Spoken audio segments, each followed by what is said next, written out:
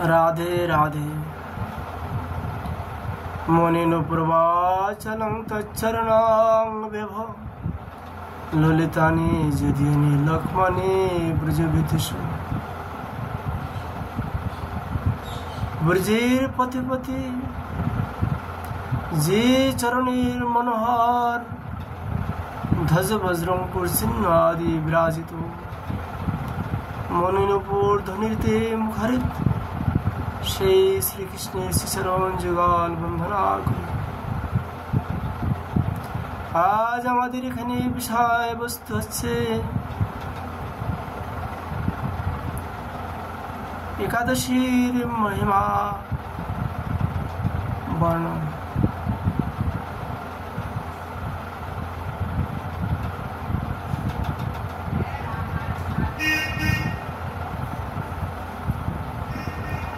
एकादशी महारानी के कोथा থেকে প্রকাশ হলেন?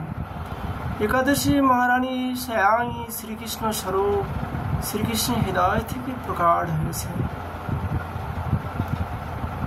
এই একাদশী কেবল কলিযুগই নয়, সত্যযুগে অম্বরীশ রাজাও করেছে। সে সত্যযুগে एकादशी व्रतेर पालन करा नियम छिलो। तीर्थाजुगे रघुवंशी लोगे एकादशी व्रत पालन करते। केवल एक दो व्यक्ति पालन करते ना, उस समय ওই যুগে সকলেই ব্রত পালন করতে, কারণ ওই সময় কেবল সনাতন ধর্মই ছিল। সত্যযুগেও সমস্ত লোক সনাতনী ছিল, যা আমরা মাতৃভাষায় হিন্দু বলে থাকি। সে সময় অন্য কোনো ধর্মপন্থ ছিল না, কেবল সত্য সনাতন ধর্মই ছিল। উস সময় সমস্ত মনুষ্যই ধর্মপরায়ণ ছিল, সবাই একাদশী ব্রত পালন করত। ত্রেতাযুগে সমস্ত লোকে সমস্ত মানুষে একাদশী ব্রত পালন করত। দ্বাপরেও সমস্ত লোকে পালন করত। ভগবান জগৎগুরু শ্রীকৃষ্ণচন্দ্র, যিনি পিতা মানতেন, সেই নন্দ মহারাজ একাদশী ব্রত পালন করেছে। এই যে কথা আমি আপনাদের সামনে চর্চা করছি, এই সমস্ত কথাই বেদরূপ শ্রীমদ্ ভাগবত পঞ্চম বেদ কথা বলতে বলে। সেই পঞ্চম বেদরূপী যে ভাগবত শ্রীমদ্ ভাগবত এতে বর্ণন রয়েছে। নন্দ মহারাজ যখন একাদশী ব্রত করে গভীর রাত্রি যমুনায় স্নান করতে গিয়েছিল, তখন তাকে বরুণ দেব অপহরণ করে নিয়েছিল। অম্বরীশের উপখ্যানে দেখবেন, অম্বরীশ যখন ব্রত করেছিলেন, তখন ব্রতের পরের দিন পারণের কিছু প্রবেশ দুর্বাসা মুনি এসেছিলেন। উনি আতিথ্য গ্রহণ করেছিলেন, কিন্তু পারণের সময় অতীত হয়ে যাচ্ছে। তাই ব্রাহ্মণের কাছে জিজ্ঞাসা করলেন, পারণের সময় অতীত হয়ে যাচ্ছে, কিন্তু দুর্বাসা মুনি যমুনায় স্নান করতে গিয়েছে, এখন অতীতের ছেড়ে আমি কেমন করে পালন করি? তখন ব্রাহ্মণরা তাকে পরামর্শ দিয়েছিলেন যে না, আপনি ভগবানের চরণামৃত পান করুন, তাতে একাদশীর ব্রত নষ্ট হবে না এবং অতিথি সৎকারও নষ্ট হবে না। এসব কথা তো আমরা ভাগবত থেকে জানতে পারি। যাহারা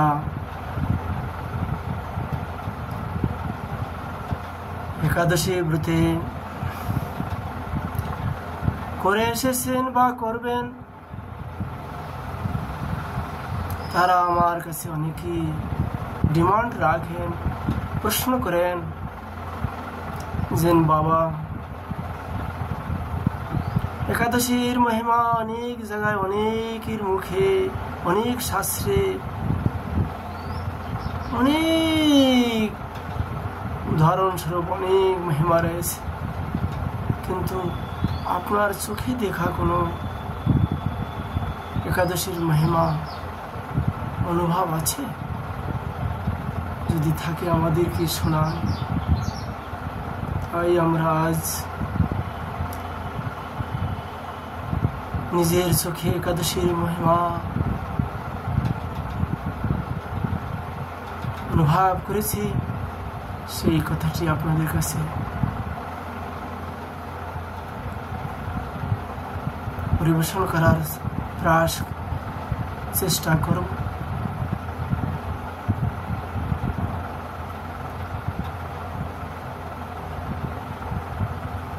আমি বর্তমানে গোবর্ধনে থাকি, রাজধানীটিতে। এখানে ঠাকুরজি রাধা মাধব আশ্রম বানাই দিয়েছেন।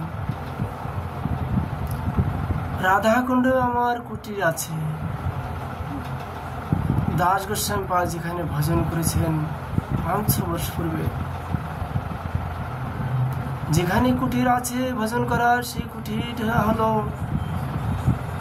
চৈতন্য মহাপ্রভু বাংলা থেকে এসে যখন ব্রজের লুপ্তদের থেকে উদ্ধার করার চেষ্টা করেছেন, যেখানে বসে তিনি রাধাকুণ্ড কৃষ্ণকুণ্ডের চিহ্ন দিয়েছেন, সেই জায়গাটারই পাশে ব্যাস ঘেরা মহাপ্রভু বৈঠকের নিকটে, সেখানে বর্তমানে আমার ভজন কুটির আছে। রানীজি দিয়ে রেখেছে।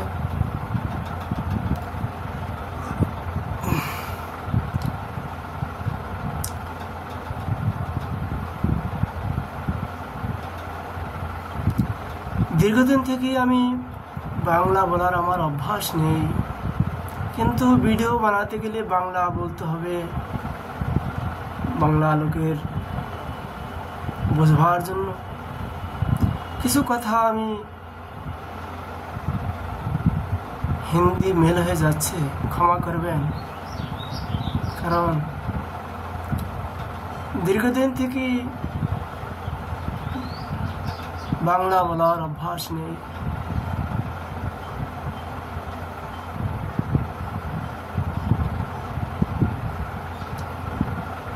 এই জন্য কথা মিলে যাচ্ছে হিন্দির সাথে।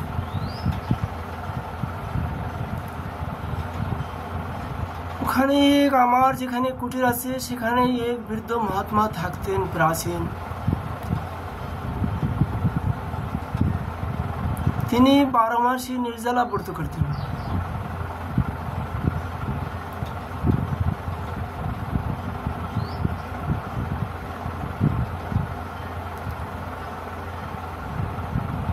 প্রাচীন সময় থেকে রাধাকুণ্ডে গৌরীয় বৈষ্ণবগণ ওখানে ভজন কুটির বানিয়ে ভজন করেন। মাতা লোক ওখানে ভজন করেন, কিন্তু বাংলা থেকে যারা এখানে এসে ভজন করে, অনেকেরই তারা আগে পিছিয়ে কেউ নাই। মতলব কথা হচ্ছে তার কেউ নাই দেখার মতন, তাকে একাই থাকেন। এখানে বেশিরভাগ পূর্বে ছিল, এখানে বর্তমানে তো অনেকেই এখানে যারা আসেন পরিবার সমেত আসেন, থাকেন। কিন্তু সেই সময়, যে সময়ের কথা আমি বলতে যাচ্ছি, সেই সময়ের কথাটা আমি বলছি যে মায়েরা ওখানে ভজন করতেন, তাদেরও কেউ ছিল না আগে পিছে। বাবারাও ভজন করতেন, তাদেরও কেউ ছিল না আগে পিছে। एक वृद्ध महिला अचानक उनके প্যারালাইসিস হয়ে যায়। বাংলা ভাষায় কি বলেন জানি না, আমাদের এখানে লাকুয়াবি বলে, প্যারালাইসিস বলে।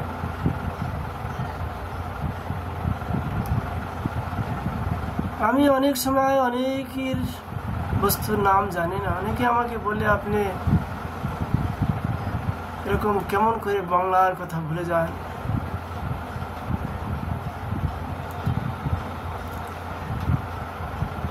ছোটবেলা থেকে আমি এখানে আছি।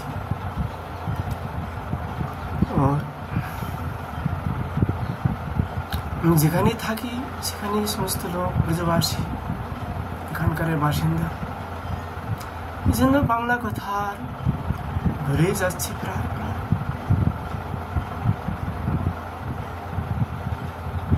মাতৃভাষা বলা যায় না। যাই হোক, ওখানে এক মহিলা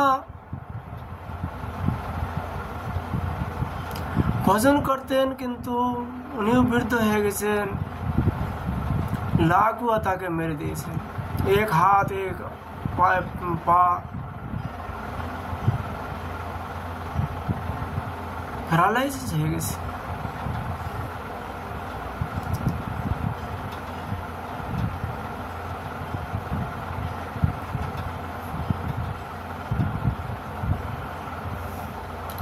তাকে দেখার মতন কেউ ছিল না।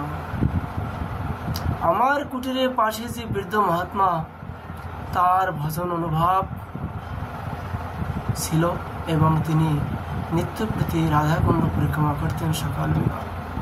কিন্তু সে মহিলা রাধাকুণ্ডের পরিক্রমার রাস্তার পাশেই তার কুটির ছিল। সে বৃদ্ধ মহাত্মা দেখলেন যে এর কোনো কেউ নাই দেখার, একে খাবার এনে দেওয়ার মতন কেউ নাই। ওর সময় সকলেই ভিক্ষা করে খেতেন, নিজের কোনো সামর্থ্য ছিল না ঘরে বানাবার মতো। সকলেই ব্রজবাসীর মাদুকরির উপর নির্ভর ছিল।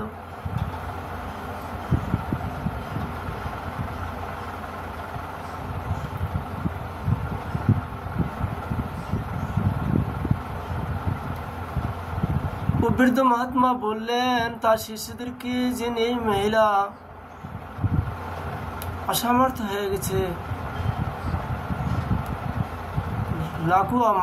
লাকুয়া একে মেরে দিয়েছে, এর খাবার ব্যবস্থা করো। সেই মহাত্মার শিষ্যরা তাকে খাবার দাবার পৌঁছে দিতেন। কিছুদিন এইভাবে চলতে চলতে সে মহিলা খাবার বন্ধ করে দিলে এবং दोनों हाथ दोनों पा প্যারালাইসিস से धरने से এখন আর তার মুখ কথা বলা বন্ধ হয়ে গেছে। বাবা প্রতিদিন পরিক্রমায় যান, দেখেন যে মহিলা इस परिस्थिति में पड़े আছেন যে তাকে মলমূত্র আদি তার পরিষ্কার করার মতন কেউ নাই। মহিলাকে বললেন বাবা, সে বৃদ্ধ মহাত্মা, মা তুমি কি ভগবানের ধামে যাওয়ার ইচ্ছা করো? তো মহিলা কথা বলার তার সামর্থ্য ছিল না। তখন তিনি মাথা হেলাইয়া বলতেছেন, মাথা হেলাইয়ে বললেন যে আমি যেতে চাই ভগবানের ধামে। তখন মাকে বললেন, সেই মহিলা মাকে, বৃদ্ধ মহাত্মা তুমি বলো হরে কৃষ্ণ কৃষ্ণ কৃষ্ণ হরে হরে, হরে রাম রাম রাম হরে হরে। কিন্তু মহিলা কথা তার বাক বন্ধ হয়ে গেছে। বলে ঠিক আছে, তুমি মুখে উচ্চারণ করতে পারছো না, তুমি মনে মন জপ করো এই মন্ত্রটি। সেই বৃদ্ধ মহাত্মা তখন হাতে एक गंडूर जल निलेन और राधा रानी काছে प्रार्थना करलेन, हे राधे আমি যে নির্জলা ব্রত করি তার নিতিন নির্জলা ব্রতের ফল এই মহিলাকে আমি দিচ্ছি। আমার আপনার কাছে এই প্রার্থনা, একে আপনার সেবায় আপনার গোলক ধামে নিয়ে যান। যখনই এই শব্দ বললেন 3 একাদশীর ফল একে আমি দিলাম, একে আপনার ধামে আপনার সেবায় নিয়ে যান। তুরন্ত তার হাব ভাব বদলে গেছে, বাস দেখতে দেখতে প্রাণ ত্যাগ দিলেন।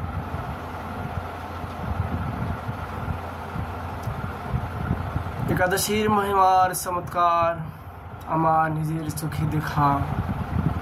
আপনারা বলছেন যে চোখে দেখা একাদশীর মহিমাকে আপনি আমাদের কাছে বর্ণন করুন। একাদশীর মহিমা অনেক। রাধারানী স্বয়ং তার শ্রীমুখ থেকে বর্ণন করেছেন গোপীদের সামনে। गर्ग संहिताয় गर्गाचार्यजी লিপিবদ্ধ করে রেখেছেন।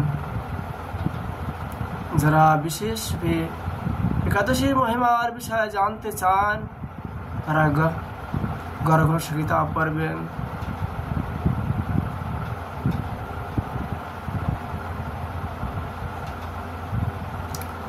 एकादशी पालन करा नियम की प्रश्न होते पारे। हरिभक्ति विलास থেকে আমরা জানতে পাই एकादशीर नियम दशमी तिथिते मध्याह्ने एक टाइम प्रसाद ग्रहण। एकादशीते निर्जला व्रत रात्रे एवं दिने निद्रा करबे ना अर्थात घुमाबेन ना। द्वादशीते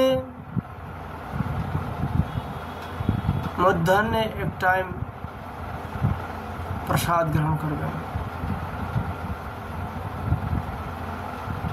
যদি বলেন আমাদের পারণের সময় তো সকালে 7টা-8টার ভিতরে হয়ে যায়, তাহলে আমরা মধ্যাহ্নে যদি ভোজন করি তো পারণেরটা তো নষ্ট হয়ে যাবে। যারা निर्जला व्रत করবেন তারা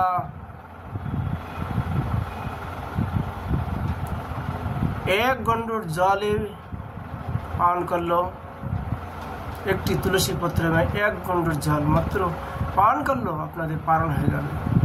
অথবা ভগবানের চরণামৃত পান করলো পারণ হয়ে যাবে।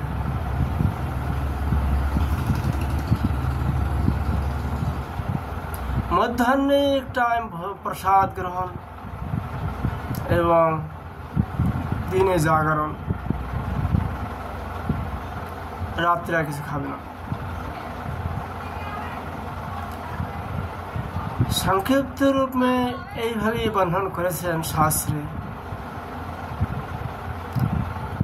যারা এই কঠিন নিয়মটা পালন করতে না পারবেন তারা सूर्य अस्तेर परे एकादशी व्रत करे सूर्य अस्तेर परे जल पान करबे। যদি তাতেও অসমর্থ হন তাহলে दूध दही फल ग्रहण करबेन, किन्तु एकादशीते किसी प्रकार अन्न ग्रहण करबेन ना।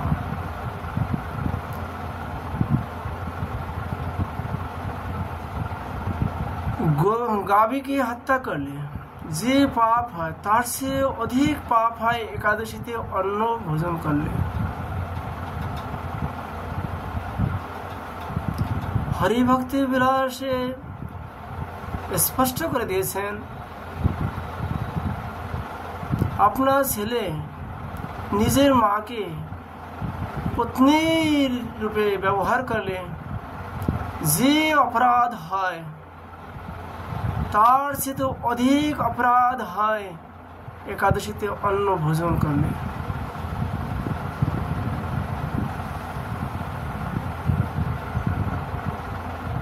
ताई যারা ঈশ্বর প্রাপ্তি का अभिलाषा রাখেন তাদের কাছে আমার প্রার্থনা সবাই निर्जला व्रत করবার চেষ্টা করবেন।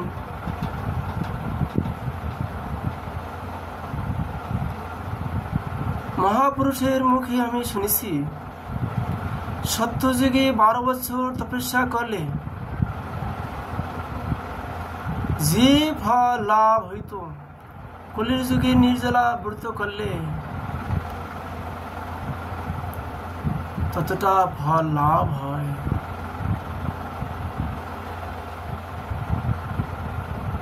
12 বছর তপস্যা করলে যে ফল লাভ হয়, কলিযুগে একদিন নির্জলা ব্রত করলে সেই ফল লাভ হয়।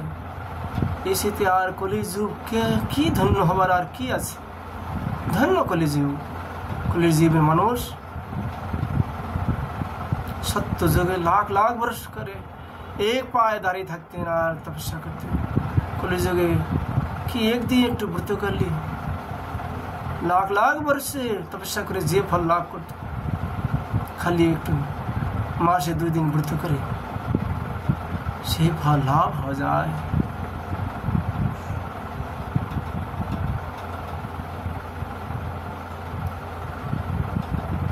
আপনাদের বাংলায় কবি জয়দেব যে গীত গোবিন্দ লিখেছেন, তার নিকটে কোনো ক্ষুধার্ত ব্যক্তি এসেছিলেন। তিনি বললেন, আমি 3-4 দিন অনাহারে আছি, ভোজন করি নাই, আমাকে কিছু খেতে দিন। কবি জয়দেব বললেন, একাদশীর দিনে আমরা সবাই নির্জলা ব্রত আছি, আর আপনিও নির্জলা ব্রত থাকুন, আজ কাউকে কিছু দেওয়া যাবে না ভোজন করে। তিনি বললেন, আমার শরীর ছুটে যাবে, আমি মৃত্যু হয়ে যাব, আমাকে কিছু দেন খেতে। তিনি বললেন, তুমি ভালো হয়ে মৃত্যু হয়ে যাও, কিন্তু একাদশীতে কিছু দেওয়া যাবে না। সেই ক্ষুধার্ত ব্যক্তি কবি জয়দেবের সামনে মৃত্যু হয়ে গেলেন, ছটফট করতে, কিন্তু কবি জয়দেব তাকে কিছু দিলেন না। কিছু সময়ের ভিতরে আকাশ মার্গ থেকে বিমান এসে দাঁড়িয়ে গেলেন। দেখেন সেই ক্ষুধার্ত ব্যক্তি চতুর্ভুজ মূর্তি ধারণ করে ভগবানের সেই বিষ্ণু পার্শ্বজয়ী রথ আরোহণ আছেন। রথে বিষ্ণুদূত দাঁড়িয়ে আছেন চতুর্ভুজ রূপ ধারণ করে। ক্ষুধার্ত ব্যক্তিটি চতুর্ভুজ মূর্তি ধারণ করে সেই রথে আরোহণ করছেন, আর আকাশ মার্গে চলে গেলেন, অর্থাৎ ভগবানকে ধামে চলে গেলেন। ভগবান রামচন্দ্র রঘুবংশীয় লোকের কাছে তাদেরই এক দামাত এসেছিলেন ক্ষুধার্ত হয়ে। তিনিও বললেন, আমি অনেক দিন পর্যন্ত ভোজন করি নাই, আমাকে ভোজন করাও। রঘুবংশীয় লোকের বলছেন যে আজ একাদশী ব্রত, আজ ব্রত থাকা দরকার, আজ কাউকে কিছু দেওয়া যায় না। তিনি বললেন, আমি তো অনেক দূর থেকে এসেছি, 3-4 দিন খাওয়া দাওয়া হয়নি, আমাকে খেতে দিতে হবে, নাহলে আমার শরীর থাকবে না। কিন্তু দিলেন না তারা কিছু তাদের খেতে। তিনি তারাই মানা করে দিলেন, সাফ সাফ বললেন, একাদশীতে কাউকে কিছু দেওয়া যায় না খাবার জন্য। সেই রঘুবংশীয় জামাই তিনিও ছটফট করে শরীর ত্যাগ দিলেন। তার জন্য বিমান এসে উপস্থিত। তাকেও রঘুবংশীয় লোকেরা দেখেছেন যে তিনিও চতুর্ভুজ মূর্তি ধারণ করে ভগবানের রথে আরোহণ করে গোলক ধামের দিকে রওনা হয়ে যাচ্ছে। বলার তাৎপর্য হচ্ছে যে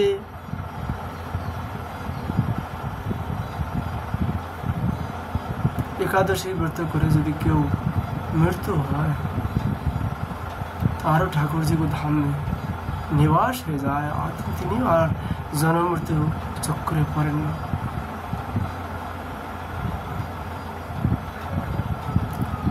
অনেকেই প্রশ্ন করেন, একাদশী তো অনেকে অন্ন খাচ্ছেন, অন্ন দান করছেন, এই বিষয়ে আমি স্পষ্ট রূপে জবাব দিতে পারবো না। কারণ সংসারে মানুষ কে কি করবে, কি কি না করবে, সেটা তো ঈশ্বরের जिम्मेदारी तारी दायित्व আমার না।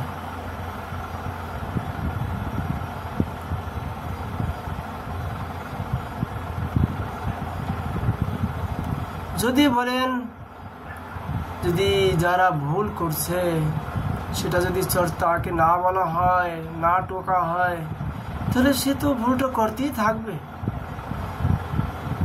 তাদের তো আর এই যে কেউ ভুল করছে সেটা বলার আমার অধিকার নয়, সেটা বলার সমাজ, সেটা বলার অধিকার সমাজের।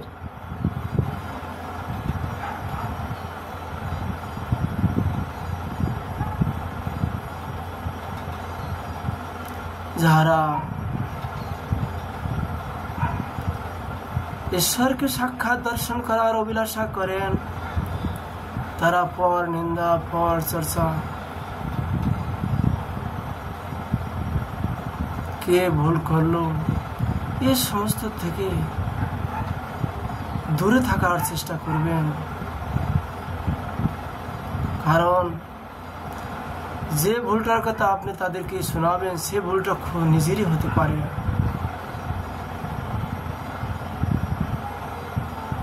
শাস্ত্রে বর্ণনা আছে পাপের চর্চা করলে যে পাপী সে তো পাপ করে বসে আছে, যিনি চর্চা করবেন তিনি তার ভাগীদার হয়ে যাবেন। সেই পাপের চর্চা করলে যে পাপ করেনি কিন্তু কেবল চর্চা করেছে তিনিও ওই পাপের ভাগী হয়ে যান। এই জন্য সাবধান থাকতে হবে, যতটা পারা যায় কিছু কারো দোষ দেখা থেকে দূরে থাকতে হবে। और আপনারা যে যেখানে বসে শুনছেন সেখানে বসে সকলে নির্জলা আবৃত্তি করার চেষ্টা করবেন। और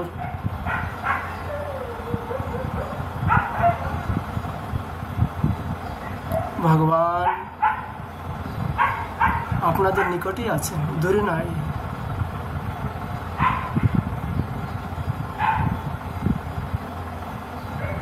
এই জন্য আপনাদের প্রার্থনাটি ভগবান শুনছেন।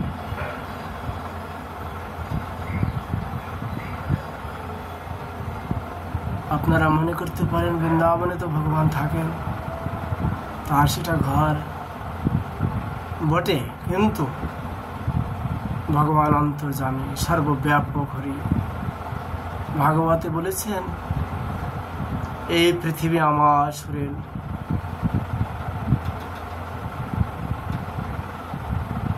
এই পৃথিবী আমার, পৃথিবীর আমি স্বামী,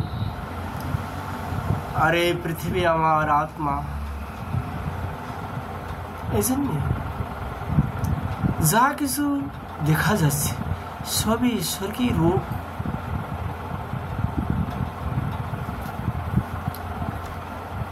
আপনি যা কিছু ওখানে বিশ্বাস করবেন ভগবান জানছেন।